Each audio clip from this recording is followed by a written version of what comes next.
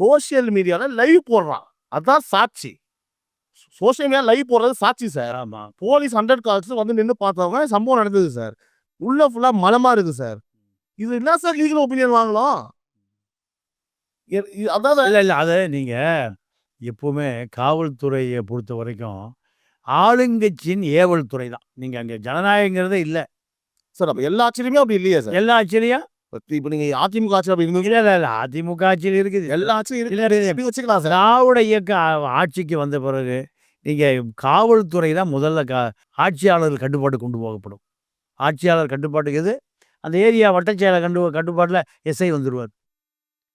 Inspector அந்த area ஒன்றிய செயலர் கட்டுப்பாடு வந்துருவார். டிசி நீங்க இப்போ ஒரு மாவட்ட செயலாளர் வேலூர்ல பக்கத்துல மாத்துனாங்க.